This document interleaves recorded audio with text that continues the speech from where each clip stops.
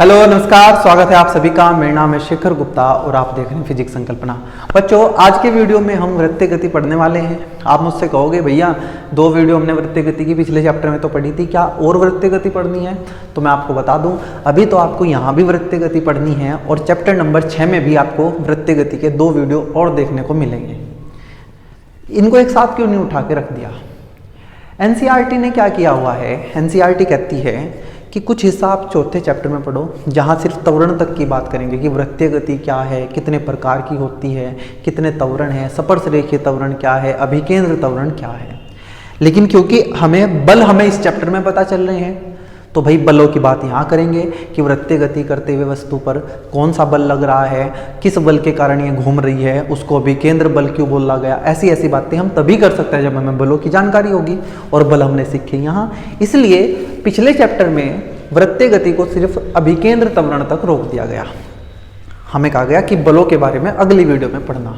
तो इस चैप्टर में जो 2 वीडियो मैं आपको कराऊंगा वृत्तीय गति की, उसमें हम सीखेंगे कि ये अभिकेंद्र बल क्या है, क्यों जरूरत पड़ी, या ये क्या है, क्या कर रहा है वृत्तीय गति में। ठीक है, तो अगले चैप्टर में क्या पढ़ना है?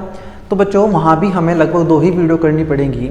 और वहाँ क्योंकि हमें वस्तु जो वृत्तीय गति कर रही है उसकी ऊर्जा की बात करनी है, तो ऊर्जा हम अगले चैप्टर में पढ़ेंगे, तो ऊर्जा पढ़ने के बाद ही हम वो कर पाएंगे। इसलिए कुछ वृत्तीय गति का कुछ हिस्सा अगले चैप्टर में करेंगे, जिसका नाम क्या होगा चैप्टर का, कार्य, ऊर्जा और शक्ति। कुछ किताबें जो अलग से बनती हैं, जैसे कुमार मित्तल है बुक है जो, उसमें क्या होता है, वृत्तीय गति को एक अलग चैप्टर से बना दिया जाता है। इन चैप्टर्स के बाद जब हम कार्य, ऊर्जा, शक्ति भी पढ़ लेंगे, उसके बाद अलग से वृत्तीय गति का नाम का एक पूरा चैप्टर बना दिया जाता है। मेरे हिसाब से वो सही भी है, जिससे हम वृत्तीय गति को एक साथ पढ़ पाते हैं और चीज़ों को हमें ज़्यादा रिकॉल करने की ज़रूरत नहीं पड़ती। लेकिन एनसीईआरटी के हिसाब से हम पढ़ रहे हैं, तो एनसीईआरटी के हिसाब से मैं आपको पढ़ा रहा हूँ। तो बिना किसी देरी के शुरू करेंगे आज का वीडियो और बात करेंगे बच्चों, क्या है आज की वृत्तीय गति की बात, क्या हम पढ़ने वाले हैं। लेकिन उससे पहले मैं आपको जल्दी से जो हमने पहली 2 वीडियो की हुई हैं उनके बारे में बता देता हूँ कि उसमें वृत्तीय गति में हमने क्या पढ़ा। चलिए बात करते हैं। हमने कहा था कि अगर कोई वस्तु वृत्तीय पथ पर गति कर रही है तो वस्तु की गति को वृत्तीय गति कहते हैं। वहाँ मैंने आपको और डिटेल में बताया था कि यदि कोई वस्तु किसी समतल में इस प्रकार गति करे कि उसकी दूरी उसी समतल में स्थित एक स्थिर बिंदु से सदैव नियत रहे। अगर ये दूरी r है, ये भी दूरी r होगी, ये भी दूरी r होगी, ये भी दूरी r होगी, और ये वस्तु लगातार घूम रही है, तो ऐसी वस्तु की गति को वृत्तीय गति कहते हैं, या इस प्रकार की गति को वृत्तीय गति कहते हैं। ये जो बिंदु है जो स्थिर है, अपनी जगह हिल नहीं रहा है, इसको वृत्त का केंद्र बोलते हैं। और ये जो निश्चित दूरी है इस वस्तु की, इस बिंदु से जो निश्चित दूरी हमेशा सेम है, इसको त्रिज्या बोलते हैं। ये हमने कहा था। वहां हमने आपको बताया बच्चों कि वृत्तीय गति 2 प्रकार की होती है। आपको पता चल रहा है कि लगातार वस्तु की दिशा बदल रही है। मैंने आपको एक बात बताई, बहुत बार बताई है, किसी बिंदु पर आपको वेग बनाना हो, वेग की दिशा बनानी हो, तो उस बिंदु पे एक स्पर्श रेखा खींच दीजिए। ये उस बिंदु पर वस्तु के वेग को प्रदर्शित करेगी। मैंने कहा ये ए बिंदु है, तो ए बिंदु पर वस्तु का वेग बनाने के लिए वहाँ स्पर्श रेखा खींच दो। मैंने कहा इस बी बिंदु पे बनाओ, आपने कहा ये रहा, स्पर्श रेखा खींचनी है। आपने कहा ये सी बिंदु पे बनाओ, ये ऐसे हो जाएगा, यहाँ ऐसे हो जाएगा, यहाँ ऐसे हो जाएगा। कहीं भी आप खींचो, एक स्पर्श रेखा खींच दो, तो आपको वेग की दिशा मिल जाएगी। जैसे ही आपने इसको देखा, आपने कहा भैया वृत्तीय गति में ना वेग की दिशा लगातार बदल रही है।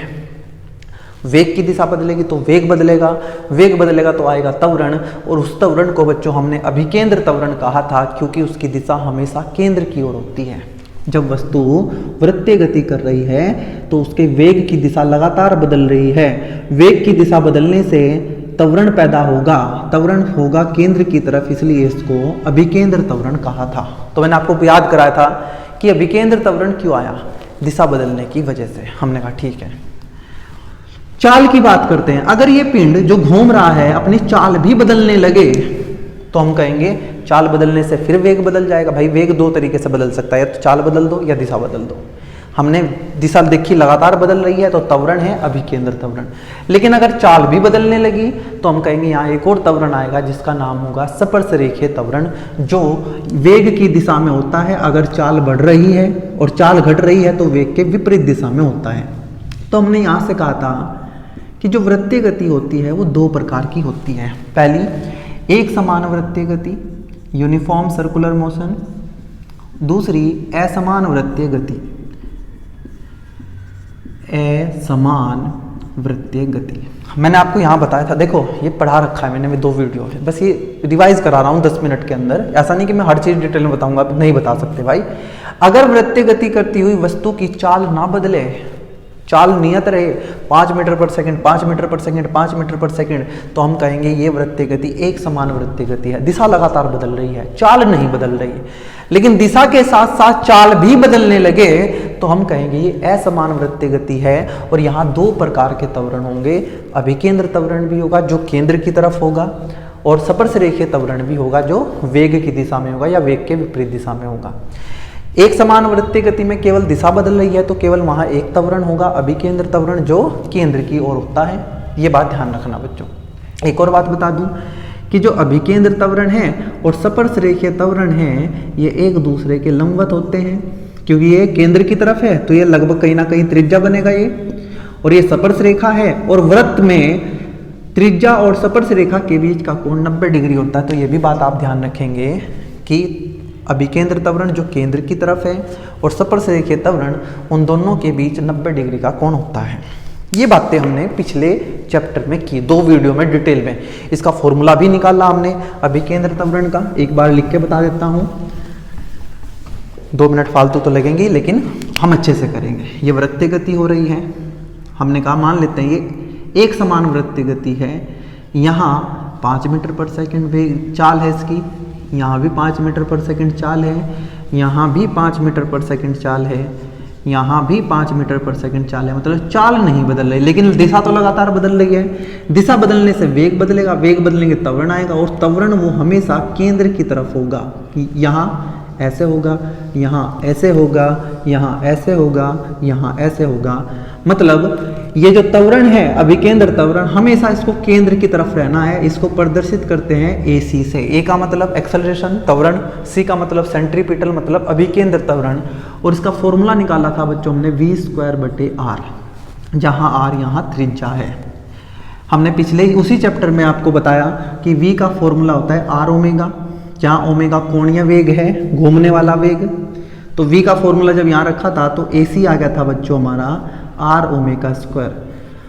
अगर आपको ये नहीं पता है सब चीज़ें तो आपसे गुजारिश है बच्चों इस वीडियो को यहीं बंद करके पहले 2 वृत्तीय गति की 2 वीडियो हैं उनको अच्छे से दिखाओ, आपको तभी मजा आएगा ये पढ़ने में, चीज़ें याद रहेंगी, आगे आसान लगेगा। अब शुरू करते हैं बच्चों जो हमारा आज का टॉपिक है। टॉपिक क्या है?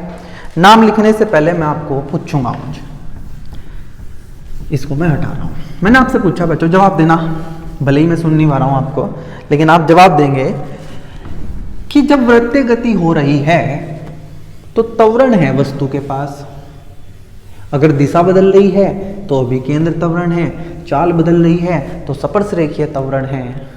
ये त्वरण आया कहाँ से? चलो हम ना ऐसा करते हैं, हम एक समान वृत्तीय गति की बात करते हैं जिसमें चाल नहीं बदल रही है, केवल दिशा बदल रही है, केवल अभिकेंद्र त्वरण है। मैंने कहा ये अभिकेंद्र त्वरण किसकी वजह से पैदा हुआ? आपने कहा ये दिशा बदलने की वजह से पैदा हुआ, दिशा ना बदलती तो ये त्वरण ना होता। अब मैंने कहा ठीक है, ये इसकी दिशा कहाँ होती है? आप कहेंगे ये हमेशा ना केंद्र की तरफ काम करता है। मैंने कहा ठीक है, ये बात सही है। त्वरण पैदा कौन करता है? अगर आप सोच में पढ़े हैं तो इसका मतलब आपने अब तक अच्छे से नहीं पढ़ा है, और अच्छे से पढ़ा है तो आप एकदम जिससे जवाब देंगे कि त्वरण को पैदा करने वाला एक ही है, बल। बिना बल के त्वरण पैदा नहीं हो सकता। F=m में आपने पढ़ा था, न्यूटन का दूसरे नियम का हमने रूप निकाला था बाद में। F=m में अगर बल लगेगा तभी त्वरण होगा, या ये कहिए अगर त्वरण है तो ही बल, तो बल ही लगा होगा, बिना बल के त्वरण पैदा नहीं हो सकता। तो मैंने आपसे पूछा कि जब वृत्तीय गति हो रही है, वृत्तीय गति हो रही है तो यहाँ भी तो त्वरण है। आपने कहा बिल्कुल, किसकी तरफ? केंद्र की ओर। इसको किसने पैदा किया? आपने कहा हो ना हो कोई बल होगा जो इसको पैदा कर रहा है। किसको? त्वरण को। त्वरण को पैदा करने वाला बल है, दिमाग में डाल लो। त्वरण को सिर्फ बल ही पैदा कर सकता है और किसी चीज से त्वरण पैदा नहीं हो सकता। कहीं त्वरण है तो समझ जाओ वहां बल है। यहां वृत्तीय गति करते हुए वस्तु के पास सदैव केंद्र की तरफ एक त्वरण है जिसको अभिकेंद्र त्वरण हमने कहा। इसको पैदा करने वाला कोई ना कोई बल जरूर होगा जो केंद्र की ही तरफ काम कर रहा होगा। उसी बल को बच्चों अभिकेंद्र बल कहते हैं। क्या कहते हैं? अभिकेंद्र बल। आज का हमारा टॉपिक रहेगा बच्चों अभिकेंद्र बल, और हेडिंग लगा लीजिए सब लोग, अभिकेंद्र बल। बच्चों इंग्लिश में इसको बोलते हैं बच्चों सेंट्रीपिटल फोर्स। ऐसा फोर्स जो केंद्र की तरफ लग रहा है। परिभाषा इसकी कुछ नहीं है, लेकिन फिर भी हमें आपके नोट्स बनवाने तो मैं लिखवाऊंगा आपको। जब कोई वस्तु वृत्तीय गति करती है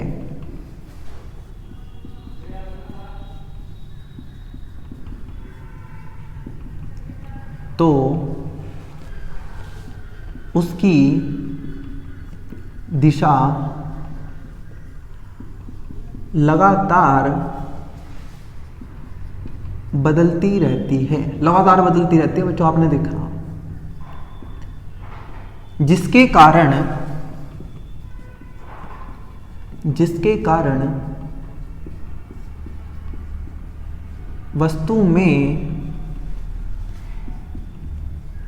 वस्तु के पास, ऐसा लिख लेंगे, जिसके कारण वस्तु एक त्वरण रखती है। अपनी भाषा में लिखवाता हूं, आप जैसे समझना चाहें समझ सकते हैं। जो सदैव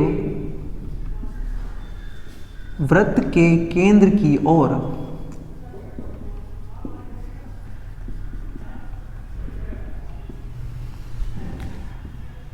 होता है, वृत्त की केंद्र की ओर होता है। जो त्वरण है वो हमेशा किसकी तरफ होगा? केंद्र की ओर होगा, इसलिए इसको अभिकेंद्र त्वरण कहते हैं। मैंने आपको ये भी समझाया था कि ये वृत्त के केंद्र की तरफ क्यों है, वहां जाके पढ़ोगे तो सब समझ आ जाएगा आपको। क्योंकि त्वरण किससे पैदा होता है? बल से उत्पन्न होता है। त्वरण बल से उत्पन्न होता है, इसीलिए इस वस्तु पर कोई बल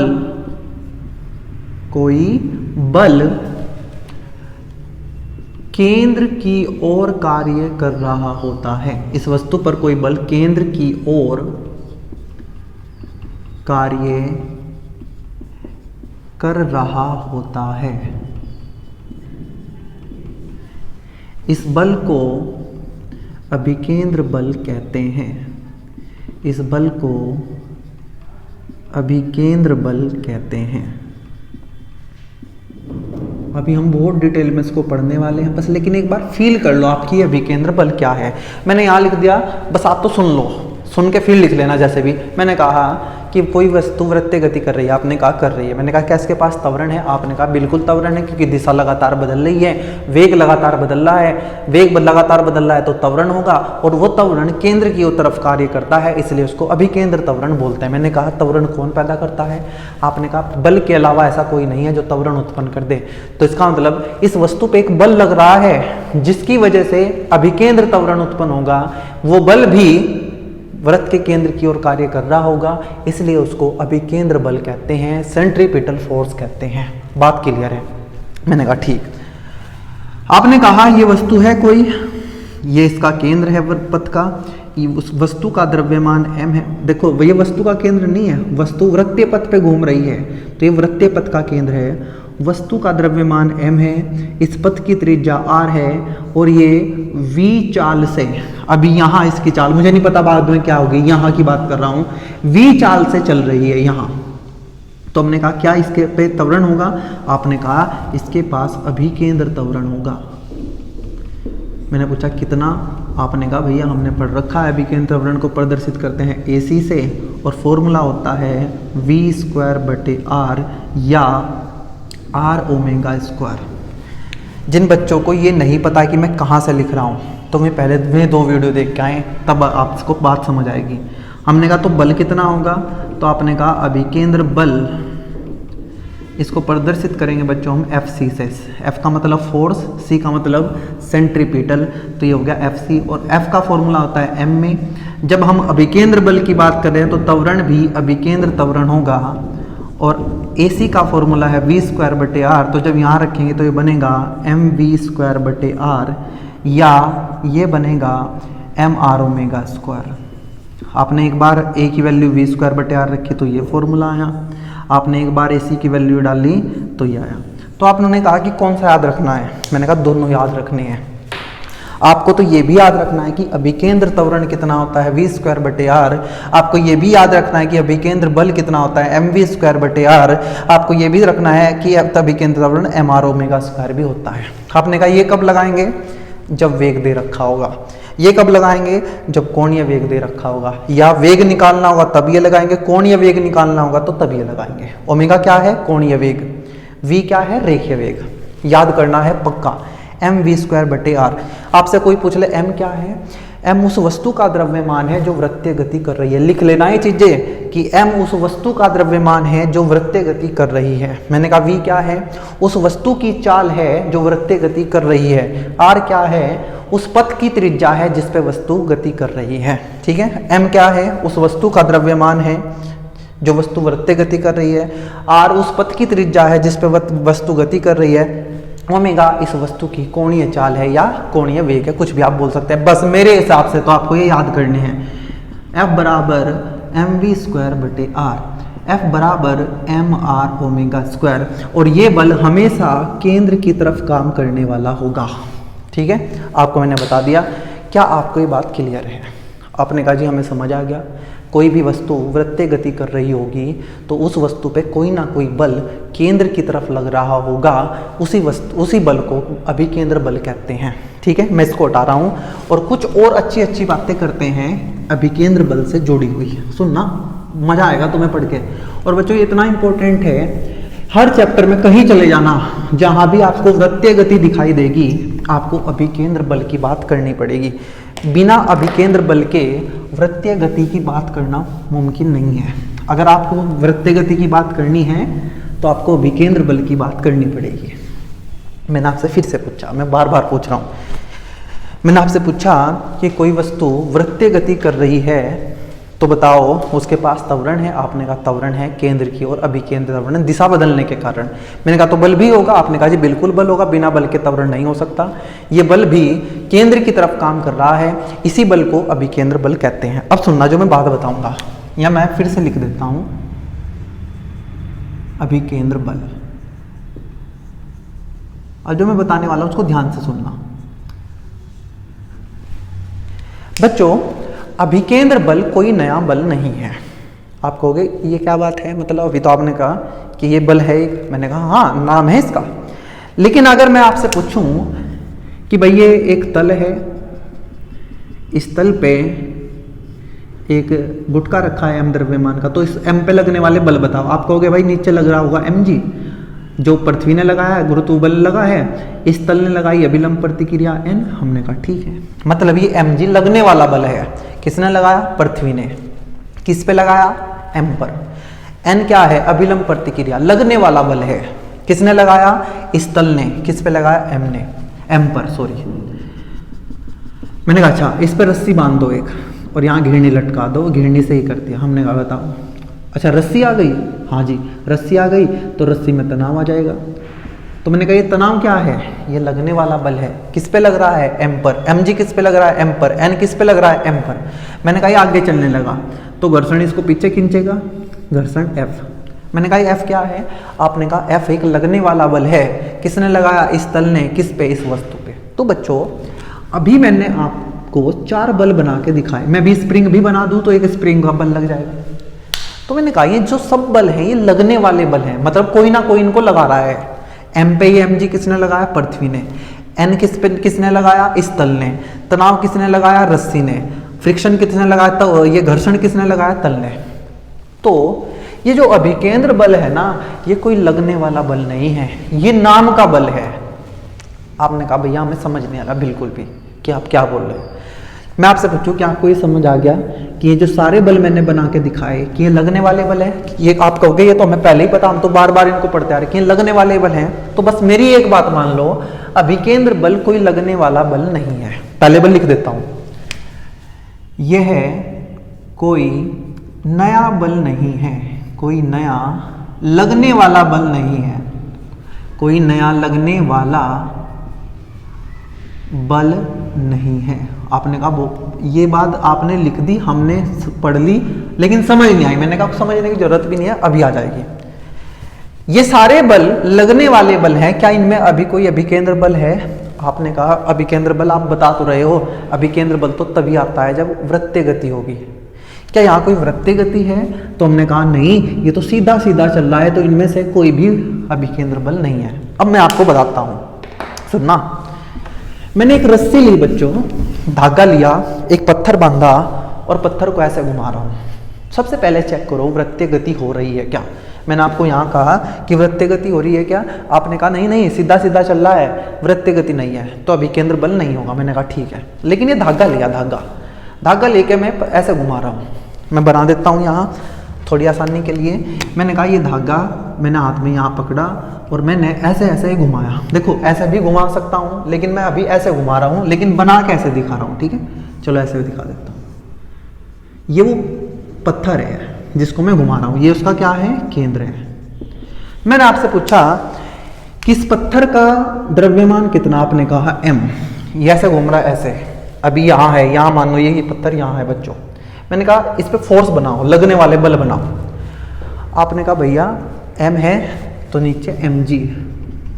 मैंने कहा ठीक है, क्या ये किसी तल पे रखा है? आप कहेंगे नहीं नहीं ये हवा में घूम रहा है, मतलब यहाँ घूम रहा है, हवा भी नहीं मानते, निर्वात मान लेते हैं। आपने कहा तल पे नहीं है तो नॉर्मल रिएक्शन नहीं होगी, अभिलंब प्रतिक्रिया नहीं होगी। वायु नहीं है तो वायु का घर्षण भी नहीं होगा। मैंने कहा ठीक है। रस्सी है, मैंने कहा, आपने कहा रस्सी है तो तनाव होगा। आपने कहा तनाव हमेशा दूर भगाया जाता है, यहाँ पे बैठो और दूर भगा दो तनाव, तो ये आया तनाव। ठीक है, मैंने कहा इसको ध्यान से देख लो बस, इस वस्तु पे कितने बल लगे? आपने कहा 2 बल लगे, एक लगा mg, एक लगा t। क्या और कोई बल लग रहा है? आपने कहा और कोई बल नहीं लग रहा है। तो बच्चों मुझे बताओ यहाँ अभिकेंद्र बल क्यों नहीं लगाया? मैंने तो वृत्तीय गति है। तो आप कहोगे, अब आप समझोगे कि जो अभिकेंद्र बल है ये कोई नया लगने वाला बल नहीं है, मैं इनके अलावा कोई नया बल लगाऊंगा ही नहीं। मैं ये कहूंगा कि इनमें से जो भी बल है केंद्र की तरफ है वो ही अभिकेंद्र बल है। इसलिए मैं कह रहा हूं बच्चों कि कोई नया लगने वाला बल नहीं है, पहले से ही इस वस्तु पे कोई ऐसा बल होगा जो केंद्र की तरफ लग रहा होगा, उसी को हम अभिकेंद्र बल बोल लेंगे, जो कि यहाँ तनाव है। अरे तनाव ही अभिकेंद्र बल है, हाँ, लेकिन हमेशा तनाव अभिकेंद्र बल नहीं होगा। मैं आपको बस ये बताना चाहता हूँ कि कोई वस्तु वृत्तीय गति अगर कर रही है तो आप उस पर ये देख लो कि उस पर केंद्र की तरफ कौन सा बल लग रहा है। केंद्र की तरफ लगने वाला बल ही अभिकेंद्र बल बनेगा। मतलब अभिकेंद्र बल कोई नया बल नहीं है, वहां पहले से ही कोई बल है। जैसे यहाँ रस्सी में तनाव है, यही अभिकेंद्र बल बन जाए। आप कहोगे mg क्यों नहीं बना? क्या mg भी बन सकता है? मैंने कहा हाँ बन सकता है, लेकिन क्योंकि mg केंद्र की तरफ नहीं है तो ये अभिकेंद्र बल नहीं बन सकता। अभिकेंद्र बल वही बनेगा जो केंद्र की तरफ होगा। अगर केंद्र की तरफ बहुत सारे बल लग रहे हों तो वे सब जुड़कर अभिकेंद्र बल बनाएंगे। एक बल केंद्र की तरफ हो, एक तरफ विपरीत दिशा में हो, तो हम कहेंगे केंद्र की तरफ में से दूसरी तरफ वाले को घटा देंगे, तो अभिकेंद्र की तरफ जो कुल बल लगेगा उसको अभिकेंद्र बल बोल लेंगे। अब आपने कहा अब हमें बात समझ आ गई है। क्या बात समझ आ गई?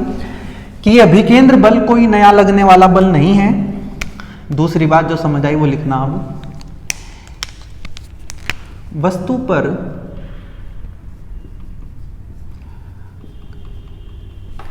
पर केंद्र की ओर कार्य करने वाले कुल बल को ही अभिकेंद्र बल कहते हैं। अभिकेंद्र बल कहते हैं। आपने कहा अब हमें बात समझ आई। जो 3 देर से आप बता रहे थे हमें समझ नहीं आ रहा था, लेकिन अब बात समझ आई कि जब भी वस्तु वृत्तीय गति करेगी उस वस्तु पर एक बल केंद्र की तरफ लगेगा। वो बल हमें नहीं पता कौन है, बस वो केंद्र की तरफ अगर है तो उसी को अभिकेंद्र बल बोल लेंगे। क्या अभिकेंद्र बल कोई नया बल है? आपने कहा ना, बिल्कुल नहीं है। जो पहले से है, केंद्र की तरफ है, उसी को हम कह देंगे अभिकेंद्र बल। अभी मैं आपको बहुत सारे एग्जांपल बताऊंगा। आपने ना कभी न कभी ये पढ़ा होगा कि नाभिक होता है, नाभिक के चारों तरफ इलेक्ट्रॉन घूमते हैं। आपने कहा ये इलेक्ट्रॉन घूम रहा है, मैंने इलेक्ट्रॉन बनाया। इलेक्ट्रॉन पे बच्चों ऋणात्मक आवेश होता है, नाभिक पे हमारा धनात्मक आवेश होता है। तो ये नाभिक इलेक्ट्रॉन को अपनी तरफ खींचता है, ठीक है। आपने कहा ठीक है। ये इलेक्ट्रॉन देखना कैसी गति कर रहा है? आपने कहा इलेक्ट्रॉन तो वृत्तीय गति कर रहा है, और वृत्तीय गति करती हुई चीज पर एक बल लग रहा होगा जो केंद्र की तरफ होगा, जिसको हम अभिकेंद्र बल बोल देंगे। अगर वो बल ना हुआ तो क्या होगा? आप कहेंगे अगर अभिकेंद्र बल ना हुआ ना तो वृत्तीय गति नहीं होगी।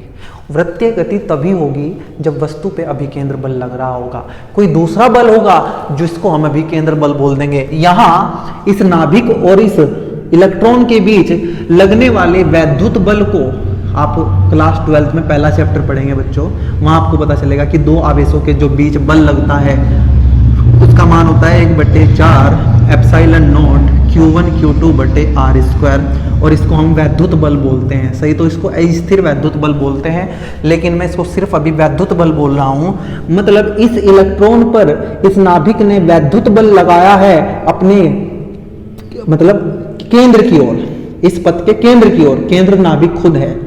यही बल क्या बन जाएगा? यही वैद्युत बल क्या बन जाएगा? अभिकेंद्र बल। क्या बन जाएगा? अभिकेंद्र बल। क्या ये अभिकेंद्र बल कोई नई चीज है? नहीं, पहले से ही कोई बल था, वैद्युत बल, वही अभिकेंद्र बल बन गया। जैसे अभी रस्सी में तनाव था, वो क्या बन गया? अभिकेंद्र बल। मैंने कहा रुको, अभी रुको। ये सड़क है, ऐसे कोई गोल सड़क है, इस पे कार दौड़ रही है बच्चों। यहाँ ध्यान से सुनना, ये कोई कार है, ये इसका केंद्र है। ये कार जब घूम रही है तो आपने देखा कि यार कार ना वृत्तीय गति कर रही है। तो वृत्तीय गति करने के लिए किसकी जरूरत है? अभिकेंद्र बल की। मतलब इस कार पे कोई ऐसा बल जरूर होगा जो इसके केंद्र की तरफ काम कर रहा है, पथ के केंद्र की तरफ काम कर रहा है, और वो ही हमारा क्या बन जाएगा? अभिकेंद्र बल। मैं आपको बता दूं बच्चों, जब कार किसी मोड़ पे मुड़ती है तो कार बाहर की तरफ भागना चाहती है। आपने कई बार देखा होगा, बहुत तेज साइकिल चला रहे हैं आप, तो किसी मोड़ पे आपको मुड़ना है तो आप बाहर की तरफ जाने लगते हैं, मतलब आप लंबा रास्ता लेके मुड़ते हैं। तो मतलब जब भी कोई कार, ट्रक, साइकिल किसी मोड़ पे मुड़ेगी तो वो मोड़ से बाहर जाना, केंद्र से दूर की तरफ जाना चाहेगी। लेकिन जो सड़क है, सड़क और साइकिल के पहिए, कार के पहियों के बीच घर्षण होगा। साइकिल, ये मोड़ है बच्चों, ऐसे, ये ध्यान रखना, ऐसे ये मोड़ है, कार बाहर भागना चाहती है, घर्षण बल उसको अंदर की तरफ खींचेगा, केंद्र की तरफ। मतलब ये घर्षण बल ही यहाँ अभिकेंद्र बल बनेगा। अभिकेंद्र बल कोई नया लगने वाला बल नहीं है, बल पहले से लग रहे हैं, बस वो उनमें से ये देखना है कि केंद्र की तरफ कौन लग रहा है, उसी को हम अभिकेंद्र बल बोल देंगे। जिसका फॉर्मूला, अभिकेंद्र बल का फॉर्मूला होता है F बराबर mv² बटे R। बताओ बात समझ आई क्या? वस्तु पर केंद्र की ओर कार्य करने वाले कुल बल को अभिकेंद्र बल कहते हैं। इसका भी मतलब समझ आ जाएगा। बस अभी तो इतना समझना है कि अभिकेंद्र बल कोई नया बल नहीं है। फॉर्मूला याद हो गया, F बराबर mv² बटे R या mr ओमेगा स्क्वायर, जहां R त्रिज्या है, m द्रव्यमान है, v चाल है या ओमेगा कोणीय चाल है। ठीक है जी। चलो बच्चों, अब मैं आपको एक दो क्वेश्चन कराता हूं जिससे आपको ये बात समझ आ जाए। ठीक है, फिर आगे बढ़ेंगे हम। पहला क्वेश्चन करते हैं बच्चों, सिंपल सी बात। मैं आपसे पूछूंगा, अरे यार सूख जा भाई, एक मिनट बच्चों बस। मैंने आपसे पूछा बच्चों कि यहां ऐसे एक रस्सी बंधी हुई है, इस रस्सी की लंबाई 50 सेंटीमीटर है। कितनी? 50 सेंटीमीटर। और यहाँ हमने एक वस्तु से बांधी जिसका द्रव्यमान 2 किलोग्राम है। कितना? 2 किलोग्राम। और इसको हमने ऐसे पकड़ के ऐसे घुमाया, यहाँ से इसको ऐसे पकड़ा मैंने, ऐसे इसको घुमाया, तो वस्तु क्या करने लगी? वृत्तीय गति करने लगी। मैंने आपसे पूछा कि बताओ इस रस्सी में तनाव कितना है, इस रस्सी में तनाव कितना है। तो आपको एक बात ध्यान रखनी है, एक बार बताओ, जब ये रस्सी घूमेगा तो रस्सी टाइट हो जाएगी, टाइट हो जाएगी तो इसमें तनाव आ जाएगा, और तनाव आते ही आप यहाँ तनाव बना दोगे। ये है बच्चों तनाव, यही तनाव हमें निकालना है। अब एक बात बताओ मुझे, क्या वस्तु वृत्तीय गति कर रही है? आपने कहा बिल्कुल वृत्तीय गति कर रही है। वृत्तीय गति कर रही है तो क्या चाहिएगा? आपने कहा अभिकेंद्र बल चाहिएगा। कहाँ से आएगा? आप कहेंगे इस वस्तु पे पहले से जो बल केंद्र की तरफ लग रहा है वही इसका अभिकेंद्र बल बन जाएगा। तो क्या यही केंद्र है? क्योंकि वस्तु यहीं से तो घूम रही है। हाँ, तो ये टी ही जो तनाव है वही हमें क्या देगा? अभिकेंद्र बल देगा। क्या देगा? अभिकेंद्र बल। मतलब अभिकेंद्र बल कहाँ से मिलेगा हमें? तनाव से। अभिकेंद्र बल होता है बच्चों mv²/r, और तनाव आ जाएगा T। हमने मान लिया कि ये चल रही है 5 मीटर पर सेकंड की चाल से, तो मैंने वैल्यू रखी यहाँ। m का मान कितना है? 2, v का मान है 5 का स्क्वायर होता है 25, r है 50 सेंटीमीटर, सेंटीमीटर को बदलेंगे मीटर में, मीटर में होते हैं 100 सेंटीमीटर, तो हम यहाँ 100 से भाग करेंगे तो मतलब ऊपर आ जाएगा 10⁻²। 100 का मतलब होता है बच्चों 2 0, इसको मैं लिख सकता हूँ 10⁻2। जब मैं भाग करूँगा तो 10⁻2 होगी, ऊपर आके 10⁻2 हो जाएगी। ठीक है, 25 दूनी 50, ये टी। तो यहाँ से टी का मान आ गया 25 दूनी 50, 50 से 50 गया, 10⁻2 ऊपर तो 100, यह आ जाएगा 100 न्यूटन। मतलब इस रस्सी में 100 न्यूटन का तनाव है, इस तनाव की वजह से ही घूम रही। आप अच्छा एक बार बताओ ना, अगर रस्सी टूट जाए, क्या मैंने आपको कभी ना कभी बताया कि रस्सी टूटने का मतलब है तनाव का जीरो होना?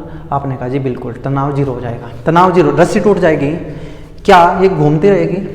हाँ, मुझे एक बात बताओ, अगर रस्सी मैं ऐसे घुमा रहा हूँ और किसी टाइम रस्सी टूट जाए तो क्या वो पिंड ऐसे चला जाएगा? जहाँ भी टूटेगा वो एकदम सीधा भाग जाएगा? हाँ, मतलब जैसे ही तनाव खत्म होगा इस पिंड को अभिकेंद्र बल नहीं मिल पाएगा और ये वृत्तीय गति नहीं कर पाएगा। तो दिमाग में डाल लो, जहाँ भी वृत्तीय गति दिखाई दे समझ जाना कोई ना कोई बल ऐसा होगा जो केंद्र की तरफ काम कर रहा होगा, और उसी को हम अभिकेंद्र बल बोलेंगे। अगर कोई बल केंद्र की तरफ नहीं है, या वो बल इतना नहीं है कि वो अभिकेंद्र बल बन पाए, मान लो अभिकेंद्र बल चाहिए हमें 50, बल लग रहा है 10, तब भी नहीं घूम पाएगा।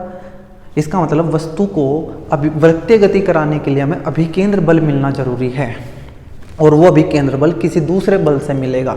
वो बल इतना हुआ कि वो अभिकेंद्र बल बन पाए तो वस्तु घूमती रहेगी, और नहीं बन पाया तो वस्तु नहीं घूमेगी। कई बार पूछ लेते हैं कि अगर रस्सी टूट जाए तो क्या होगा?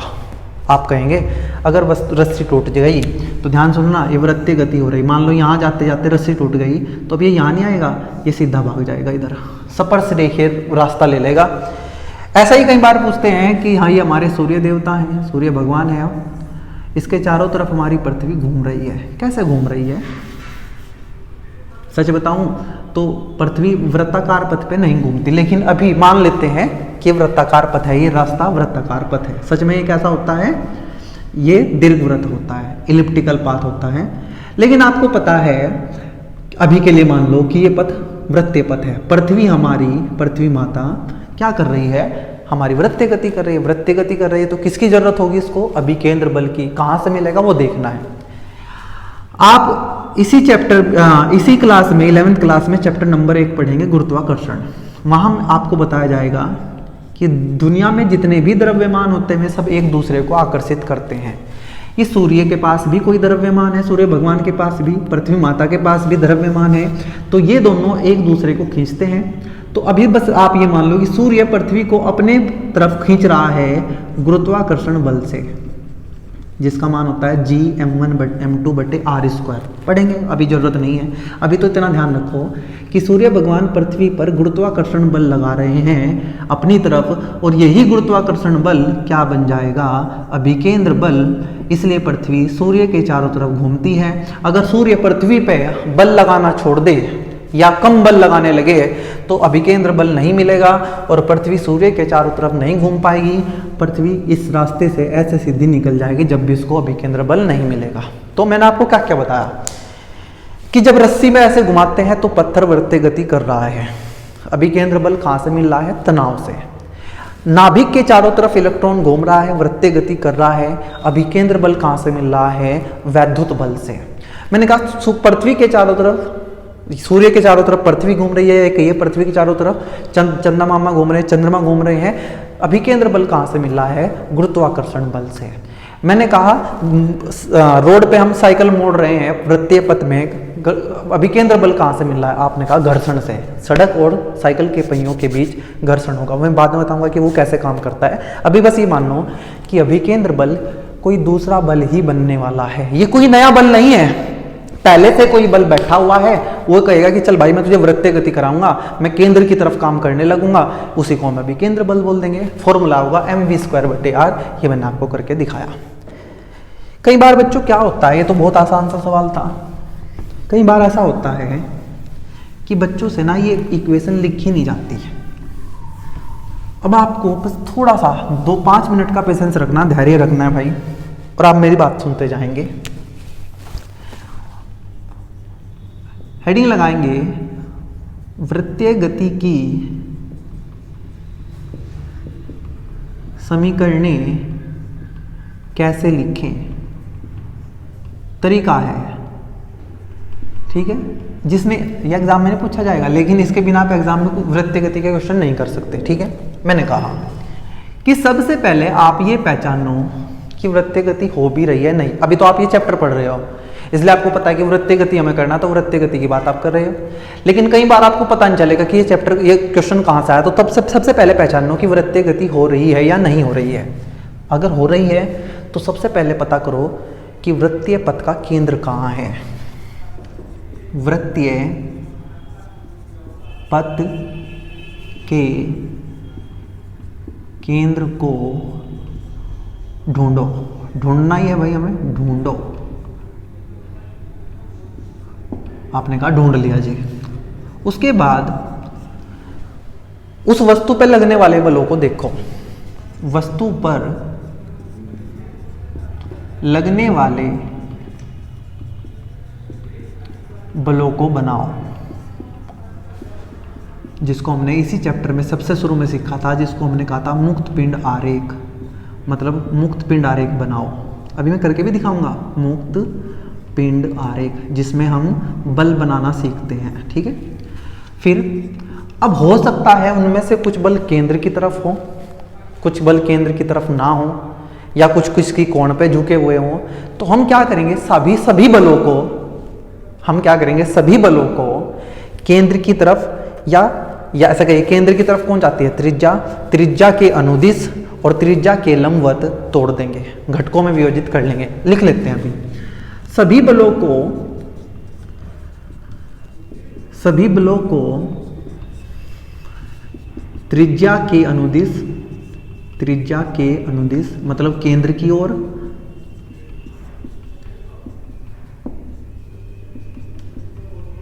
व त्रिज्या के लंबवत, त्रिज्या के अनुदिश मतलब त्रिज्या की दिशा में, केंद्र की ओर, त्रिज्या के लंबवत वियोजित करो, ठीक है जी। अब आपने सभी बलों को बना लिया। अब ये देखो कि केंद्र की तरफ कितने बल हैं। हो सकता है केंद्र की तरफ बल हो, और हो सकता है केंद्र के बल केंद्र से दूर की तरफ हो। जैसे मान लो ये है, ये केंद्र है, एक बल ये लग रहा है F1, एक ये लग रहा है F2। तो आप कहोगे केंद्र की तरफ टोटल बल है F1 - F2। ये नहीं कहेंगे खाली केंद्र की तरफ देखना है। अगर विपरीत दिशा में है तो हम कहेंगे केंद्र की तरफ लगने वाला बल F1 - F2। अब करेंगे अब केंद्र की ओर लगने वाला कुल बल को बराबर रखो किसके, अभिकेंद्र बल के। किसके बराबर रखो, अभिकेंद्र बल के। आपने कहा ठीक है, कुल बल को मैंने बार मान लिया, F बोल दिया, और अभिकेंद्र बल हो जाएगा mv²/r या r⍵²। जहाँ जैसी जरूरत होगी हम इनमें से कोई एक चुन लेंगे, ठीक है। ये आप जरूर से लिखें। आप एक बार जल्दी से मेरे साथ बोलें कि जब भी हमें वृत्तीय गति होती दिखेगी तो सबसे पहले देखेंगे कि केंद्र कहाँ है, किसका केंद्र, पथ का केंद्र, ठीक है। दूसरा हम ये देखेंगे इस पे कितने बल लग रहे हैं। सभी बलों को हम केंद्र की तरफ या केंद्र के त्रिज्या के लंबवत तोड़ देंगे, करके दिखाऊंगा कैसे। फिर देखेंगे केंद्र की तरफ कुल बल कितना है, उसको mv²/r के बराबर रख देंगे और कोई गलती हमसे नहीं होगी, ठीक है। इसको हटा रहा हूं। अब करते हैं, आगे बढ़ते हैं, अब करेंगे क्वेश्चन।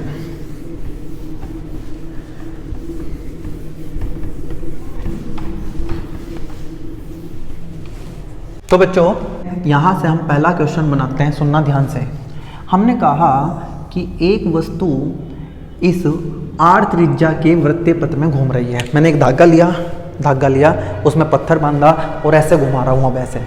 और मैंने कहा किसी टाइम आसान करते हैं। सबसे पहले ये धागा बना लेता हूँ, यहाँ धागा, इसकी लंबाई L है और जो पिंड इससे लटका हुआ है उसका द्रव्यमान m है।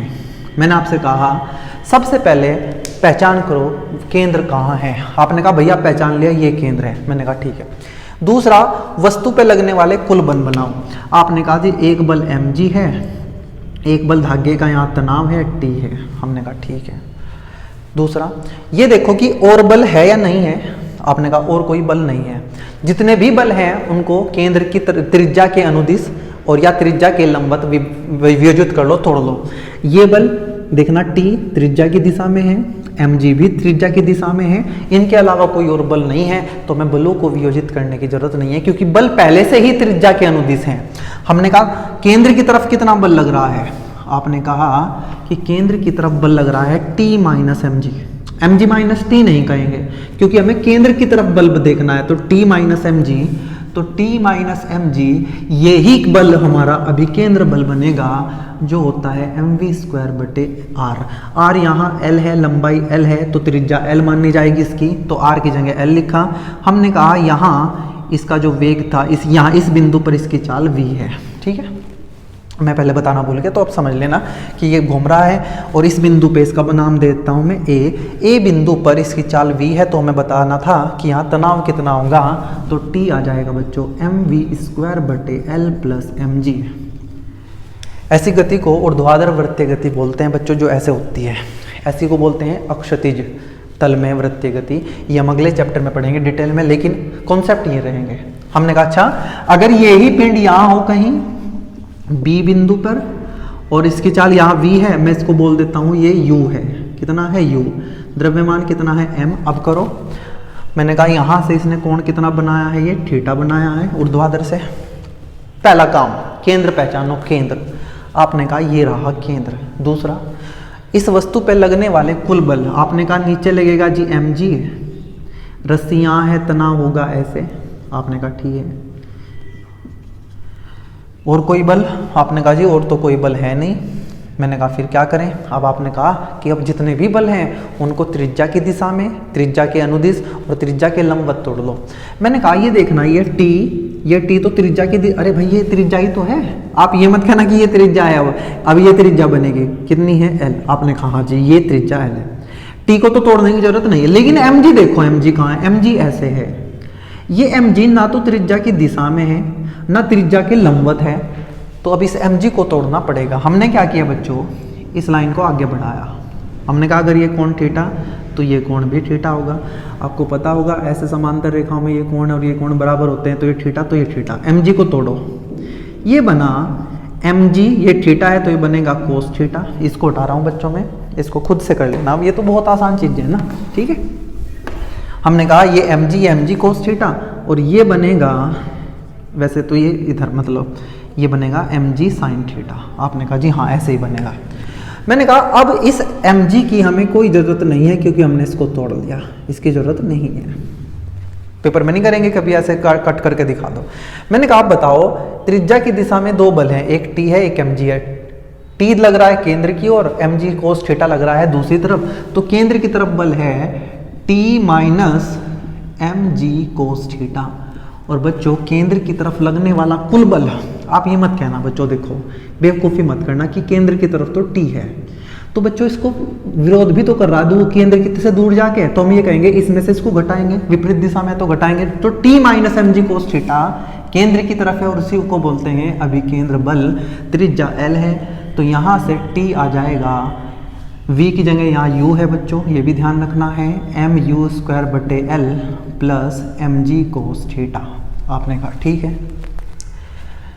अच्छा ये mg साइन थीटा क्या है, ये किसके बराबर है? हमें तो बस अभिकेंद्र बल की बात करनी है, तो अभिकेंद्र बल से हमने जोड़ लिया, यहाँ से तनाव निकाल लिया। ये mg कोस थीटा इसको नीचे लाने की कोशिश कर रहा है, वैसे तो ये ऐसे घूम रहा है लेकिन ये mg sin थीटा इसको पीछे खींचने की कोशिश कर रहा है। अगर आप इस पर ज़्यादा बल नहीं लगाओगे, आपको पता है आप कैसे घुमा रहे हैं, तो ये अगर बल लगाना छोड़ दो तो ये नीचे वापस आ जाएगा कहीं ना कहीं से। ये बात की बातें हैं, अभी हम सीख रहे हैं अभी केंद्र बल कैसे बनाया जाए। ठीक है, आगे बढ़ते हैं, कुछ और क्वेश्चन मैं आपको करके दिखाता हूँ।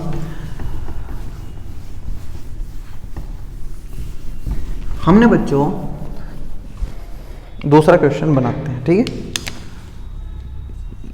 हमने क्या किया बच्चों, यहाँ एक धागा लटकाया, उसमें यहाँ एक बॉल बांधी m द्रव्यमान की, और उसको यहाँ से पकड़ के यहाँ ले आए ऐसे। मतलब ये बॉल अब यहाँ है, ये सच में यहाँ नहीं है, यहाँ मैंने सिर्फ बना के दिखाई कि यहाँ ये पहले थी, ये यहाँ सच में नहीं है। ठीक है, सच में तो ये यहाँ है, और इसने ऊर्ध्वाधर के साथ थीटा कोण बनाया। अब आप सब जानते हैं पेंडुलम है, जिसको हिंदी में लोलक बोलते हैं, सरल लोलक, हम इसको पेंडुलम बोल लेंगे बच्चों। ये धागा लिया, इससे बॉल लटकाई, मैंने यहाँ से लाके इसको छोड़ दिया, तो ये ऐसे करेगा। अब बच्चों देखना ध्यान से, क्या ये छोटा सा एक वृत्त, आप कहेंगे वृत्त नहीं है, वृत्त का हिस्सा है, चाप है ये पूरा एक वृत्त बनता। क्या वृत्तीय गति होने के लिए पूरा वृत्त घूमना जरूरी है? नहीं। मैंने यहाँ से धागा बांधा, बॉल को यहाँ से छोड़ा, ऐसे घूम रहा है। आपने कहा ठीक है, क्या ये वृत्तीय गति है? आप ये नहीं कहेंगे कि ये वृत्तीय गति नहीं है, ये वृत्तीय गति है, थोड़ी ही सही, चाहे इतना सा ही घूम रहे हैं, अगर वो वृत्त बन रहा है, छोटा सा चाप बन रहा है, तो हम कहेंगे कि ये वृत्तीय गति हो रही है। मतलब अब ये बॉल ऐसे ऐसे करके वृत्तीय गति करेगी, और वृत्तीय गति करेगी तो अभिकेंद्र त्वरण चाहिएगा। पहचानते हैं, सबसे पहला काम केंद्र को पहचानो। ये यहाँ लटका हुआ है, ध्यान से सुनना, ये बन रहा है, तो क्या ये ऐसे घूमता तो यही बिंदु उसका केंद्र बनता। तो हमने कहा कि भैया आपने केंद्र पहचानने की बात की, ये है इसका केंद्र, हमने यहाँ केंद्र लिख दिया। ठीक है, धागे की लंबाई L बोल देते हैं, और ये मान लेते हैं कि यहाँ से इसका जो वेग होगा वही v होगा, या चाल जो भी होगी, इसकी बाद में बात कर लेते हैं। ठीक है, आपने कहा बल बनाओ, नीचे mg, ऊपर तनाव T, और कोई बल नहीं है, क्योंकि हमने वायु के घर्षण को नहीं मानना है, वायु नहीं माननी है। हमने कहा अब जितने भी बल हैं T और mg, उनको या तो त्रिज्या की दिशा में करना है या त्रिज्या के लंबवत करना है। T के साथ दिक्कत नहीं है, T तो त्रिज्या की दिशा में, अरे भैया यही तो त्रिज्या, ये केंद्र है, ये वस्तु है, तो यही तो त्रिज्या है, तो T पे तो दिक्कत नहीं है। दिक्कत है mg के साथ, हमने कहा कोई दिक्कत नहीं, दिक्कत को ख़त्म कर देंगे। इस लाइन को आगे बढ़ाया, ये कोण थीटा, तो ये भी थीटा, ये mg, तो ये आ जाएगा mg कोस थीटा, और ये आएगा mg साइन थीटा। ये वही वाला क्वेश्चन बन गया अभी जो कर रहे थे। ठीक है, उससे अलग नहीं है, बस वो पूरा वृत्त घूम रहा था, यहाँ मैंने पेंडुलम बना दिया। बताओ केंद्र की तरफ कितना फोर्स लगेगा? T minus mg cos theta बराबर अभिकेंद्र त्वरण बनेगा, तो यह आ जाएगा mv² बटे r का मान यहाँ लंबाई l है, तो यह आ जाएगा T आ जाएगा बच्चों mv² बटे l plus mg cos theta. उम्मीद है अब आपको इसमें दिक्कत नहीं आ रही होगी। ठीक है, इसमें दिक्कत नहीं है। इस आगे बढ़ते हैं, अब हम बात करेंगे बच्चों, अगर मैं एक काम करूं, इसी को थोड़ा सा बदल दूं और मैं कहूं कि यहाँ से एक धागा लिया और धागे में एक पत्थर बांध दिया m द्रव्यमान का, और उसको कुछ इस प्रकार हमने घुमाया।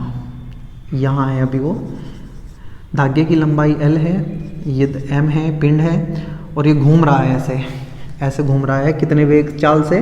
v से। क्या पहचान पा रहे कैसे? एक धागा लिया, अभी तो मैंने क्या किया था, यहाँ से छोड़ के ऐसे, लेकिन अब मैंने ऐसे घुमा रहा हूँ, मतलब ये यहाँ ऐसे घूम रहा है। महसूस हो पा रहा क्या कि यहाँ से धागा पकड़ा, पत्थर लटकाया, ऐसे करता तो ये ऐसे घूमता, तो ये वृत्तीय गति होती है। लेकिन अब हमने क्या किया, जैसे हम कर देते हैं ऐसे घुमा रहे हैं, यहाँ वृत्त बन रहा है। तो बच्चों ध्यान से देखो, ये ना एक शंकु बन रहा है, शंकु। ठीक है, इसलिए कई बार ना इसको शंकुआकार पेंडुलम बोल देते हैं, कोनिकल पेंडुलम बोल देते हैं। यहाँ से हमें कई बातें वो पूछ सकता है। क्या क्या पूछ सकता है वो मैं आपको बता देता हूँ। सबसे पहले हम अपना बेसिक काम कर लेते हैं। पहला बेसिक काम मुझे आप बताएंगे, आपने कहा केंद्र ढूंढो। केंद्र किसका? वृत्तीय पथ का। क्या ये वृत्त है? आपने कहा हाँ, यही तो वृत्त बन रहा है। क्या ये वृत्त है? ये तो शंकु है। तो हमने कहा ये व्रत बन रहा है तो व्रत का केंद्र ये होगा। कुछ बच्चे क्या कहेंगे ये केंद्र है, अरे नहीं भाई ये व्रत बन रहा है तो केंद्र ये है। केंद्र पहचान लिया, हमने कहा ठीक है। नीचे लग रहा है बल mg, आपने कहा ठीक। ऊपर लग रहा है यहाँ तनाव होगा, क्योंकि अभी यहाँ मान रहा हूँ, आप यहाँ मानेंगे तो यहाँ काम करेंगे।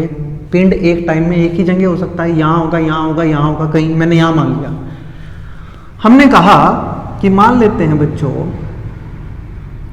कि ये कोण जो ऊर्ध्वाधर से कोण दिया रहेगा या पूछेगा तो आप निकाल देंगे। हमने कहा थीटा, तो हमने कहा तो ये कोण भी थीटा होगा भाई, ये कोण थीटा तो ये भी कोण थीटा। ऐसे ऐसे देखा होगा आपने, ये और ये कोण बराबर होते हैं, ये और ये कोण बराबर है। आपने कहा ठीक है भाई, केंद्र पहचान लिया, सारे बल बना दिए। अब तक दो ही बल आ रहे हैं, तनाव का और mg का। मैंने कहा तोड़ो अब इनको, त्रिज्या के अनुदिश। क्या ये त्रिज्या है? अब आएगा मजा, देखो पहले ये त्रिज्या थी तो मुझे बल इसके अनुदिश थे करने थे, लेकिन अब त्रिज्या ये है क्योंकि वृत्तीय पथ ये है। कंफ्यूज नहीं होना है आपको, सबसे पहले अच्छे से पहचान लेना व्रत कहाँ है, व्रत का केंद्र कहाँ है, व्रत की त्रिज्या कहाँ है। अपने का केंद्र ये, त्रिज्या ये।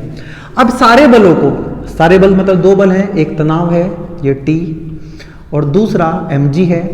एक तो त्रिज्या के अनुदिश करना है और एक लंबवत करना है। मैंने देखा कि mg तो पहले से ही त्रिज्या के लंबवत है तो इसको तोड़ने की जरूरत नहीं है। पिछली बार देखा था mg को तोड़ा था, यहाँ अभी किया था जो, लेकिन अब mg पहले ही त्रिज्या के लंबवत है तो हमें तोड़ने की जरूरत नहीं है। या तो लंबवत करने है त्रिज्या के या त्रिज्या के दिशा में। ये t दिक्कत कर रहा है, हमने कहा t दिक्कत कर रहा, दिक्कत दूर कर देते हैं। t है ये थीटा है तो ये बनेगा t cos थीटा और ये बनेगा t sin थीटा। हमने कहा ठीक, कोई दिक्कत नहीं। अब मुझे एक बात तो बता दो, केंद्र की तरफ कौन सा बल है? आप कहोगे केंद्र की तरफ तो अब की बार सिर्फ t sin थीटा है और कोई बल है ही नहीं। पिछली बार तो वापस आ रहा था तो उसमें से इसको घटा देते थे। मैंने कहा यही तो बात है, तो यहाँ से t sin थीटा केंद्र की तरफ लग रहा है, यही हमारा अभिकेंद्र बल बनेगा। अगर मैं इसकी त्रिज्या को r कह दूँ, ये धागे की लंबाई l है, त्रिज्या मैंने r कही, यहाँ से r आ गया, मैंने इसको इक्वेशन 1 कहा। मुझे उम्मीद है इसमें आपको कोई दिक्कत नहीं आई होगी, अगर आई है तो एक बार ध्यान से थोड़ा सा करके देखें। यहाँ से अब क्या क्या पूछ लेता है बच्चों, सुन लो। यहाँ से आपको ये थीटा पूछ लेगा, बाकी सब चीज़ें देके, या बाकी सब देके ये v पूछ लेगा, तो हम सब चीज़ें निकाल लेते हैं। एक और चीज़, ऊपर कितना बल लग रहा है t cos थीटा, नीचे लग रहा है mg। ये पिंड ऐसे घूमता घूमता ना तो ऊपर जाएगा ना नीचे जाएगा, ऐसे ही घूमता रहेगा।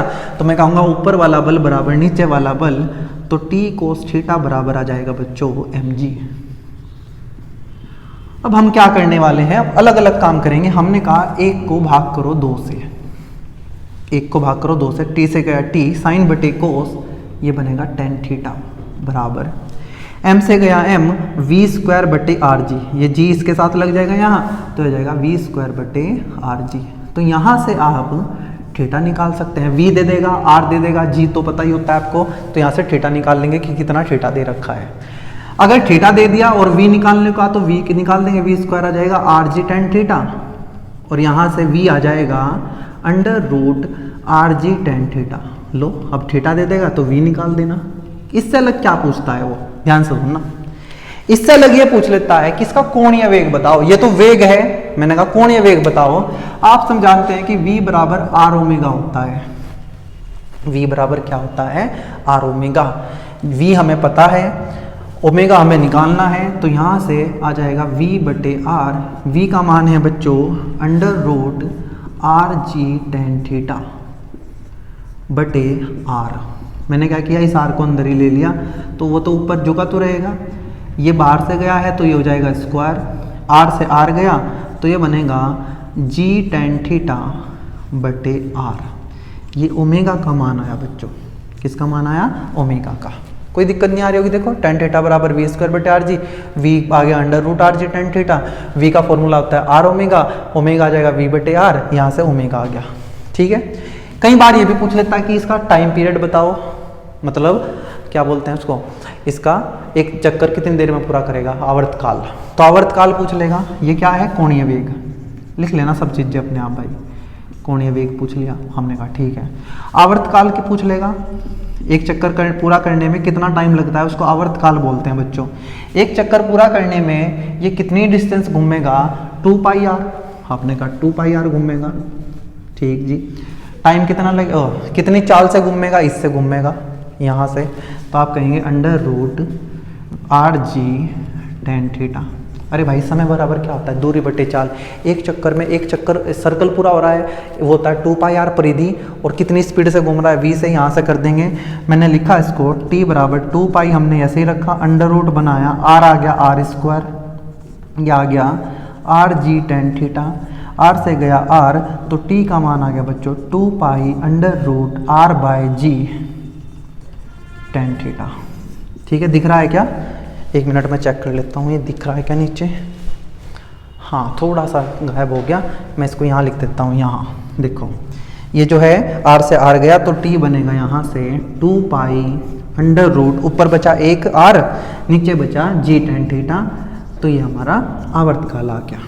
आवर्तकाल का एक फॉर्मूला और लगा सकते हैं, एक चक्कर पूरा करने में कितना कोण घूमता है भाई? 360। 360 मतलब 2 पाई, और कितने कोण से घूम रहा है? ओमेगा से।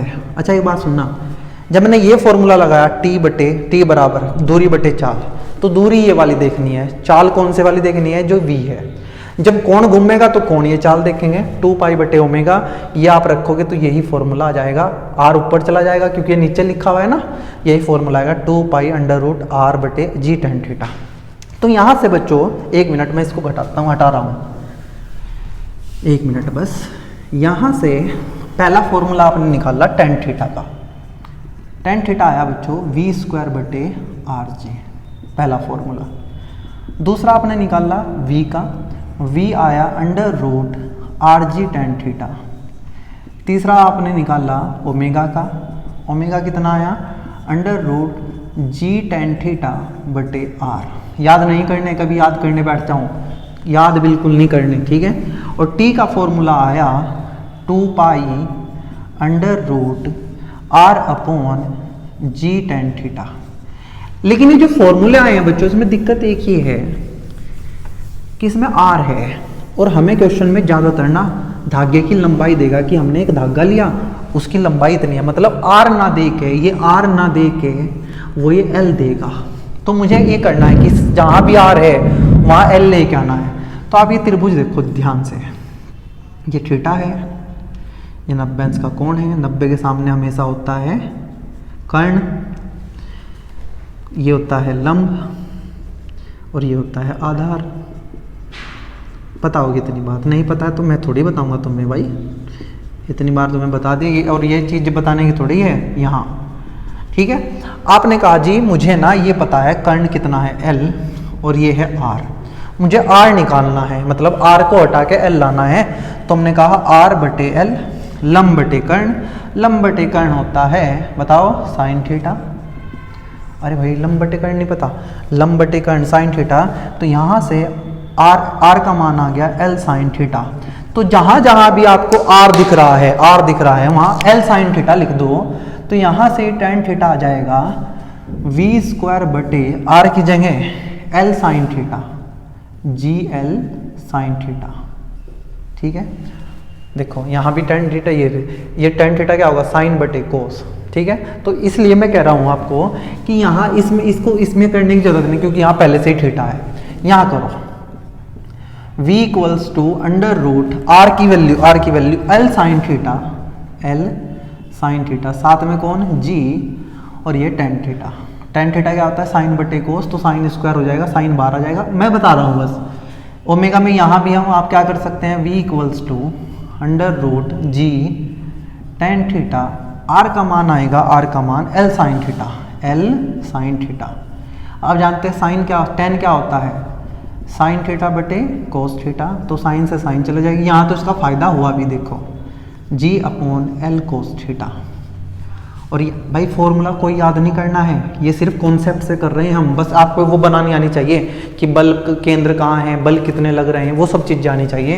एक ये आएगा, यहाँ फायदा होगा 2 पाई r का होगा l कोस थीटा बटे g, टेन होगा साइन थीटा बटे कोस थीटा, बटे वाला कोस थीटा ऊपर, ये क्या लिख दिया, यहाँ r की जगह आएगा l साइन थीटा, साइन से साइन गया तो t बना 2 pi under root l cos theta बटे g।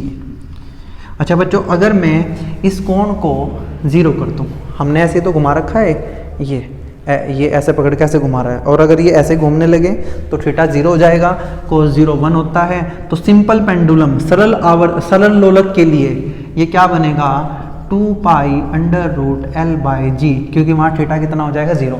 ये कैसा पेंडुलम है, ये शंकुआकार पेंडुलम है, शंकुआकार पेंडुलम। और ये जो होता है, जो ऐसे घूमता है, वो होता है सिंपल पेंडुलम्स। ठीक है, इसको हटा रहा हूँ बच्चों, उम्मीद है आपको ये समझ आ गया होगा। ठीक है जी, आगे बढ़ते हैं और कुछ और क्वेश्चन मैं आपको कराता हूँ। एक बार बस टाइम देख लो मैं कितना हुआ है।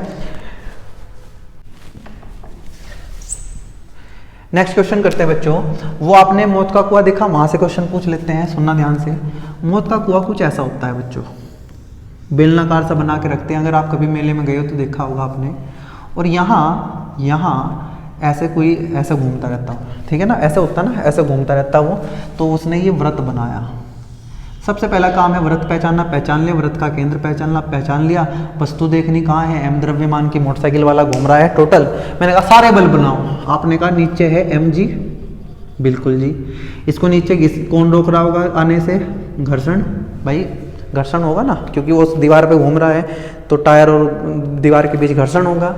दीवार इस पर विलंब प्रतिक्रिया लगाएगी, हमने कहा बिल्कुल लगाएगी।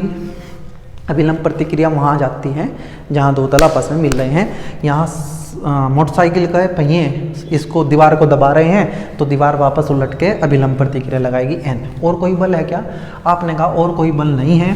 अब आपको वो अगला काम करना है, जितने भी बल हैं सबको त्रिज्या की दिशा में या त्रिज्या के लंबवत तोड़ देना है। आपने कहा जी ये तो त्रिज्या की दिशा में ही है, हमने कहा हाँ। त्रिज्या के लंबवत है, हमने कहा हाँ, तो ये तोड़ने की जरूरत नहीं है। मैंने कहा केंद्र की तरफ कितना बल है, आपने कहा n, ये n ही हमारा क्या बनेगा, ये n बनाएगा बच्चों हमारा अभिकेंद्र बल mv²/r, अगर ये त्रिज्या r है। हमने कहा ठीक, समीकरण 1। हमने कहा अच्छा मुझे बताओ ये बाइक नीचे क्यों नहीं आ रही है, क्योंकि इसको घर्षण ने रोक रखा है। लेकिन बच्चों घर्षण की भी तो एक लिमिट है, मतलब अगर इस बाइक को यहाँ घूमते रहना है तो उसको रोकने वाला बल जो घर्षण बल है ऊपर की तरफ, वो ज्यादा होना चाहिए इस mg से, या बराबर होना चाहिए। मैं बराबर मान लेता हूँ अभी फिलहाल, ठीक है, लेकिन सच बात यह है कि ज्यादा होना चाहिए। फ्रिक्शन क्या होता है, μn, हमने μn लिखा, यहाँ mg लिखा, n का मान ये डाल दिया, यहाँ n कितना है, n है mv²/r, ये आ गया mg, m से गया m, तो यहाँ से v² कितना आ जाएगा, या वहाँ जाएगा rg, नीचे आएगा म्यू, तो v का मान आ जाएगा rg/म्यू। और आपको पता है कि ये f सबसे कम लिया था मैंने, मतलब ये f या तो इतना हो या इससे ज़्यादा हो, तो यहाँ ऐसे करके चलेंगे, कर लेते हैं भाई, कभी तुम कहो। अब मुझे बताओ v का सबसे कम, अगर मैं कहूँ v बड़ा है 2 से या बराबर है, तो v का सबसे कम मान 2 होगा। तो मुझे इस v का सबसे कम मान कितना मिला, ये v का मिनिमम मान है √rg/म्यू। इसका मतलब समझना बच्चों, अगर आपने ये मोटरसाइकिल या कार इतनी चाल से कम दौड़ाई ना, तो कार नीचे फिसल आएगी। ये घर्षण इससे ज़्यादा दौड़ा, इससे आपको ये मिनिमम है, इससे ज़्यादा दौड़ाना पड़ेगा। अगर आप बाइक को बहुत धीमे धीमे चलाएंगे, क्या घूम पाएगी, आपको पता है कि बाइक नीचे फिसल जाएगी। क्यों, क्योंकि जो रोकने वाला बल है उसको नहीं रोक पाएगा।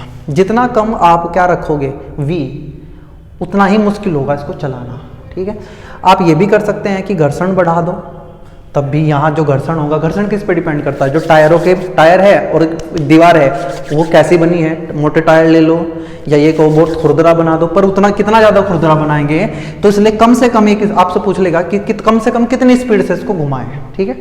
एक बार बच्चों इसी से मिलता जुलता एक सवाल अलग है, ये तो मौत का कुआं है, लिख लेना यार मौत का कुआं। कई बार क्या करते हैं, ये एक रोटेटर है, घूमने वाला बेलन, ऐसे एक बेलन है, कोई कमरा सा है, आप उससे ऐसे चिपक के खड़े हो और आप ऐसे घुमाने लगेगा वो, आप यहाँ खड़े हो, ठीक है, यहाँ, अरे कहाँ बना दिया हाथ, यहाँ खड़े हो, होगा क्या बच्चों, इसको घुमाते ही ना नीचे से आपके फर्श निकाल लिया जाएगा। हो जाना क्या चाहिए था कि आप नीचे गिर जाओ। मुझे एक बात बताओ, अगर आपने फर्श निकाल लिया तो आप पे कोई विलंब प्रतिक्रिया नहीं लगेगी, तो आप अभी इसके साथ साथ घूम रहे हैं, आपको घूमने के लिए क्या चाहिए? अभिकेंद्र बल। वो अभिकेंद्र बल कहाँ से मिलेगा? जितने बल से दीवार आपको आगे धकेल रही होगी, मतलब यही n ही mv²/r बनेगा। आप नीचे क्यों नहीं गिर रहे? आपके नीचे तो फर्श भी नहीं है। आप कहोगे हमें ना फ्रिक्शन ने रोक रखा है, घर्षण ने रोक रखा है। मतलब जो घर्षण है वो आपके mg से ज़्यादा, मतलब सेम कॉन्सेप्ट है। मौत के कुएं में क्या है? मौत के कुएं में ये जो बेलन है ये रुका हुआ है, मोटरसाइकिल वाला घूम रहा है। जो भी मैंने बताया उसमें आप इस बेलन से लग गए, यहाँ खड़े हो गए ऐसे चिपक के, और ये खुद घूमने लगा। बात एक है, कॉन्सेप्ट एक ही है। उम्मीद है बच्चों ये समझ आ गया होगा आपको। और जाते जाते बच्चों मैं अब आपको लास्ट में जल्दी से बता देता हूँ कि ये अपकेंद्र बल क्या है। अभिकेंद्र बल मैंने समझा दिया। अब आपको मुझे बताना है कि ये अपकेंद्र बल क्या है, सेंट्रीफ्यूगल फोर्स क्या है। अपकेंद्र बल, सेंट्रीफ्यूगल फोर्स, ये क्या है भाई? अभी तो अभिकेंद्र बल पढ़ा था, ये अपकेंद्र बल क्या है? तो बच्चों ध्यान रखना है, ये एक प्रकार का छदम बल है। क्या है? छदम बल। आपने कहा अभी तो पढ़ा था हमने, अभी कुछ दिन पहले ही छदम बल, मैंने कहा वही है ये। क्या आपको छदम वाली वीडियो, जब छदम बल वाली मैंने वीडियो बनाई थी, क्या आपने वो देखी सबने? आपने कहा हमने देखी है। और अगर देखी है तो आपको पता होगा कि जड़त्वीय निर्देश तंत्र दो प्रकार के होते हैं, जड़त्वीय निर्देश तंत्र और अजड़त्वीय निर्देश तंत्र। अगर देखने वाला का त्वरण 0 है तो उसको जड़त्वीय निर्देश तंत्र कहते हैं। और अगर देखने वाला भी एक ऐसी जगह बैठा है जहाँ त्वरण है तो उसको अजड़त्वीय निर्देश तंत्र कहते हैं।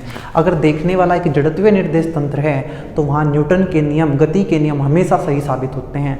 लेकिन अगर देखने वाला अजड़त्वीय निर्देश तंत्र में है तो वहाँ न्यूटन के नियम हमेशा सही साबित नहीं होते। उनको सही करने के लिए हम उनके ऊपर एक छदम बल लगाते हैं। ठीक है, यहाँ देखते हैं क्या है। अब ध्यान से देखना बच्चों, मान लो ये वृत्तीय गति हो रही है, ये उसका केंद्र है, ये उसकी त्रिज्या है। यहाँ m द्रव्यमान का एक व्यक्ति कोई भी घूम रहा है। ठीक है, ठीक, आपने कहा ठीक, कोई दिक्कत नहीं। बाहर से देखने वाला ये कहेगा कि ये रस्सी में, जिस रस्सी से ये बंधा है, ठीक है बच्चों, अभी रस्सी मान लेते हैं, पत्थर है, रस्सी में बंधा है, तो रस्सी में एक तनाव है जो केंद्र की तरफ है, और ये तनाव इसको अभिकेंद्र बल प्रदान कर रही है, जिसकी वजह से घूम पा रहा है। देखने वाला कहाँ है? देखने वाला बाहर खड़ा है आराम से, जिसका त्वरण 0 है। मतलब बाहर से देखने वाला जड़त्वीय निर्देश तंत्र है, उसको सही लग रहा कि हाँ रस्सी में तनाव है, इस तनाव की वजह से इसको अभिकेंद्र बल मिल रहा है, तो T बराबर हो जाएगा mv²/r। आपने कहा ठीक, बिल्कुल। लेकिन अब आपने देखने वाले को यहीं बिठा दिया, इस रस्सी पे, बिल्कुल यहाँ इस पत्थर के सामने। ध्यान से देखना, फील करना मेरी बात हो जो मैं बताने वाला हूँ। आप रस्सी पे बैठे हो और पत्थर को देख रहे हो, क्या आप भी पत्थर के साथ साथ वृत्तीय गति में घूमोगे? आप कहेंगे हाँ। जब हम रस्सी पे बैठे हैं तो पत्थर के साथ, मैं पत्थर को देख रहा हूँ, पत्थर ऐसे घूम रहा है लगातार। आपने क्या कहा बच्चों? आपने सिर्फ पत्थर को देखा, यार पत्थर पे तनाव लग रहा है अंदर। भाई रस्सी पे आप बैठे हैं तो आपको भी तनाव दिख रहा है, आप यहाँ बैठे हैं, यहाँ आप कह रहे हो कि यार पत्थर पे ना, पत्थर है जो, उस पर तनाव लग रहा है, लेकिन पत्थर तो चल ही नहीं रहा है। आप कहोगे कैसी बात कर रहे हैं भाई, आप ना पत्थर के साथ साथ घूम रहे, तो पत्थर तो आपको वहीं दिखेगा। आपने कहा कि पत्थर चल नहीं रहा है जबकि इस पर बल लग रहा है। और ऐसा कैसे हो सकता है बच्चों कि किसी चीज़ पे कोई बल लग जाए और वो विराम चले ना? अगर वो रुकी हुई थी, उस पर बल लग रहा है, तो उसको चलना चाहिए था। लेकिन इस आदमी को जो इस यहाँ बैठ के देख रहा है, इसको लग रहा है यार इस पे ना अंदर की तरफ तनाव है, तो इसको अंदर की तरफ चलना चाहिए, लेकिन पत्थर तो यहीं रुका हुआ है। तो वो कहेगा अरे भाई मैं तो अजड़त्वीय निर्देश तंत्र हूँ, क्योंकि मैं भी तो उसके साथ साथ घूम रहा हूँ, मेरा भी तो कुछ त्वरण है, इसलिए मैं अजड़त्वीय निर्देश तंत्र हूँ, इसलिए मैं गलत हूँ। और वो कहेगा इस पे छदम बल लगा दो, इसके त्वरण की विपरीत दिशा में। त्वरण कहाँ था? अभिकेंद्र त्वरण, केंद्र की तरफ। क्योंकि ये छदम बल लगाना है तो विपरीत दिशा में लगाना पड़ेगा। अंदर की तरफ कितना लगाते हैं? mv²/r। बाहर की तरफ लगाएंगे mv²/r। और ये जो बल हमने इस वस्तु पे लगाया है, जो वस्तु वृत्तीय गति कर रही है, उस पर लगाया गया जो छदम बल है, उसी को अपकेंद्र बल बोलते हैं। क्या ये अपकेंद्र बल सच का बल है? आप नहीं कहेंगे, ये तो एक झूठा बल है, ये एक फेक बल है, फेक फोर्स है। ये फोर्स सच में नहीं है। लेकिन यहाँ न्यूटन के नियम सही साबित करने के लिए हम यहीं बैठ गए। हमने कहा हम कौन है? अजड़त्वीय निर्देश तंत्र। हमने कहा इसमें छदम बल लगाना पड़ेगा। एक एग्जांपल से और समझाता हूँ। मान लीजिए बच्चों, अब लास्ट है, बस फिर खत्म करते हैं। ये सूर्य है, सन देवता, हमारा सन देवता, सूर्य देवता है हमारे। ये हमारी पृथ्वी माता है। यहाँ हमने कहा हम बाहर से देख रहे हैं, बाहर से कहाँ से देखते भाई, हम कहीं दूसरे ग्रह पे बैठे हुए हैं। हमने देखा यार पृथ्वी पे ना सन ने, सूर्य ने बल लगाया, गुरुत्वाकर्षण बल। आपने कहा ठीक है, इसी गुरुत्वाकर्षण बल से इसे क्या मिलेगा, अभी केंद्र बल, और घूम रही है, कोई दिक्कत नहीं। लेकिन अब हम यहाँ जैसे ही यहाँ आके बैठे पृथ्वी पे, जहाँ जो सच है बात, तो हमें लगेगा यार पृथ्वी तो चल ही नहीं रही है। अभी देखो आप जहाँ बैठे हुए, क्या पृथ्वी चल रही है क्या? आप कहोगे नहीं भैया पृथ्वी तो रुकी हुई है, लेकिन सच में तो पृथ्वी घूम रही है सूर्य के चारों तरफ। आप कहेंगे यार कि सूर्य देवता ने तो पृथ्वी को खींच रखा, तो पृथ्वी तो नहीं चल रही। तो इसीलिए आप ये कहोगे कि अगर ये इधर बल लग रहा है और चल नहीं रही है, तो हमें इसके विपरीत दिशा में एक बल लगाना पड़ेगा, जिससे इस पर लगने वाला कुल बल 0 हो जाए। आपने कहा ठीक है, तो मतलब आपको पता है बाहर से खड़े हुए थे, कितना बल लग रहा है, mv²/r। तो आप कहोगे इसके विपरीत दिशा में एक झूठा बल लगा दो जो सच में नहीं है, और इसी झूठे बल को अपकेंद्र बल कहते हैं। मतलब आप अपकेंद्र बल का मान भी उतना ही कहोगे जितना अभिकेंद्र बल का। क्या अपकेंद्र बल सच में है? आप कहोगे नहीं। ये तब लगाना है जब हम उसी चीज पे बैठ जाएं जो वृत्तीय गति कर रही है, या हम वहां से देखें उसको जो उसके साथ साथ घूमने वाला है। वो कहेगा इस पे तो एक ही बल लग रहा है, तो उसको चल जाना चाहिए, लेकिन वो वृत्तीय गति करते हुए देखेगा अरे भाई इस पे तो कोई बल है ही नहीं, मतलब ये तो चल ही नहीं रही है, तो उस पर वो झूठा बल लगा देगा, जिसको अपकेंद्र बल कहते हैं। और ये केंद्र से दूर की तरफ वो लगाया जाता है, सच में नहीं है। ये बल सच में होता है, ये तनाव का बल था, ये गुरुत्वाकर्षण का बल था, ये घर्षण बल था, जो सच में था, जो अभी केंद्र बल बन रहा है। लेकिन यहाँ ऐसा कोई बल नहीं है, ये एक झूठा बल है, बस न्यूटन की गति के नियमों को सही साबित करने के लिए लगाया गया। इसलिए अपकेंद्र बल एक छद्म बल है। कई बार ये चीज़ों को आसान कर देता है, जहाँ ये अपकेंद्र बल लगाने की जरूरत पड़ेगी हम लगाएंगे, छद्म बल कई बार आसान कर देते हैं चीज़ों को। तो बच्चों आज के वीडियो में हम इतना ही रखेंगे। हाँ, अभी मुझे कार वाले क्वेश्चन कराने हैं, जिसमें कार वृत्तीय पथ पे मुड़ रही है, या हम सड़क को एक तरफ से ऐसे उठा देंगे। तो कल का जो वीडियो होगा, लास्ट वीडियो होगा इस चैप्टर का, चैप्टर पूरा हो जाएगा, जिसमें हम कार की गति पढ़ेंगे कि कितने गति से मुड़ सकते हैं, सड़क को कितने कोण से उठाएं। ठीक है, कल चैप्टर पूरा हो जाएगा, फिर शुरू करेंगे अपना कार्य, ऊर्जा और शक्ति। ठीक है, आज की वीडियो में बच्चों इतना ही। आप पढ़ते रहें, धन्यवाद।